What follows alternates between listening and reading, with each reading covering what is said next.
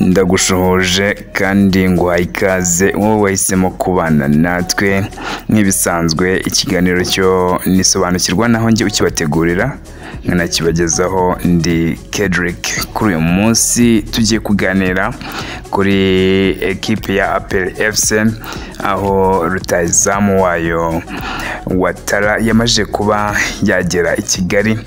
Ese niki yatangaje? Yaganiriye na BNB FM. Ni byinshi yaganiriye nabo, nibyo tugiye kurebera hamwe. Bityo niba ari ubwa mbere ugeze hano, nta kindi usabwa ni ugukanda subscribe kugira ngo tujye tubana. Amakuru menshi arahari muri Rayon Sport, harimo amakuru, ibyo byose turaza kubirebera hamwe kugira ngo rero tuzabicikanwa namwe mu makuru mashya abagezweho. Nuko ukanda subscribe. Reka mbahe ikaze mu kiganiro. Uyu rutahizamu wa APR FC guturuka Burkina Faso yaje kuba yasesekara hano i Kigali cyangwa se i Kanombe kuri uyu munsi tariki 23 byari mu rukerera rwose. Nibwo yahageze yakirirwa na bamwe mu bayobozi ba ekipe ya APR FC. Nyuma yaho byari byatangajwe ko amaje gusinya ndetse biri no mu nzira yuko yahagera akaba yatangirana imyitozo na bamwe mu bakinnyi n'ubundi bazakomeza gufatanya mu gusapotinga ekipe. Uyu Ouattara akihagera ni byinshi yatangaje, yavuganye n'itangazamakuru rya BNB FM. Ni byinshi yababwiye, bityo nibyo natwe tugiye kuva imuzi n'umuzingo ku bantu mutabashije gukurikirana icyo kiganiro, nibyo tugiye kuba twabagezaho. Reka dutangirane na Ouattara arimo araganira n'itangazamakuru. Bityo niba ari ubwa mbere ugeze hano, ni kwa kundi ni ukubanza ugakanda subscribe, ndetse igitekerezo ni ingenzi, like Ouattara arimo aganira n'itangazamakuru. Yasobanuye impamvu nyamukuru yamuteye kuba yaza muri ekipe ya APR FC. Yavuze ko akibona ekipe ya APR FC, akiganira nayo, yaje kubona ko ari ekipe ifite umushinga ufatika cyangwa se ari ekipe ifite gahunda. Noneho ibyo ubwabyo bimwattracta kuba yaza mu Rwanda cyangwa se yakifuza kuba yaza gukinira ekipe ya APR FC, dore ko ari n'ubwa mbere yaba ageze inaha.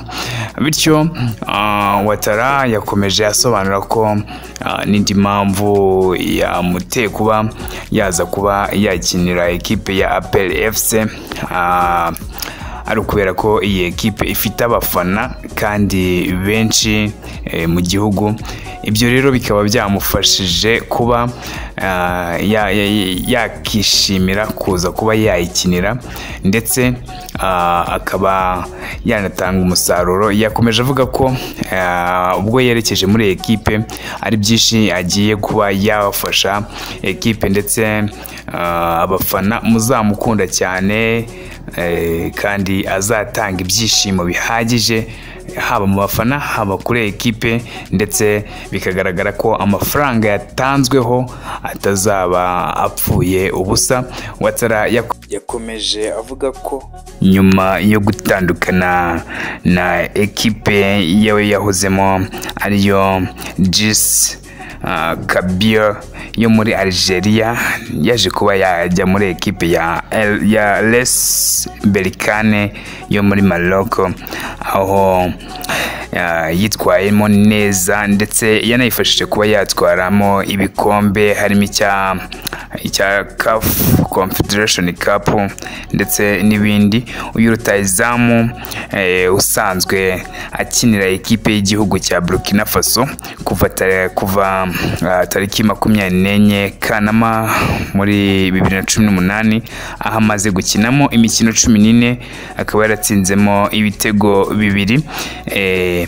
Yavuze ko kuza muri ekipe ya APR FC rero ari umushinga mwiza kandi ari ibintu yatekerejeho, ibyo yakoze muri aya ma ekipe haba muri za Jersey ndetse no muri RS, ibyo byose azabikuba kabiri akigera muri ekipe, ndetse umukino wa mbere azakina abantu benshi azahita abubakamo icyizere ubwe nawe yifitiye. Icyo ukwiye kumenya nuko Ouattara uye ari umukinnyi wa gatatu ekipe ya APR FC isinyishije nyuma yo gusinyisha abagande babiri aribo Hakim Kiwanuka ndetse na Dennis Omed. Aba akaba aribo bakinnyi iyi ekipe ya APR FC imaje kuba yakonfirma ko aribo bakinnyi bazayifasha muri aya marushanwa, haba muri mu gikombe cy'ubutwari ndetse no muri shampiyona no mu yindi mikino yose. Abangaba akaba aribo bazaza kongera imbaraga muri ekipe ya APR FC. Yes, ndagushimiye wowe wabanye nanjye, niba ari ubwa mbere ugeze hano ukubanza ugakanda subscribe nawe urabyumva kugira ngo nawe unshyigikire. Ibiganiro byo nakagaruka, reka tuze gukomezanya mu yandi masaha ari imbere.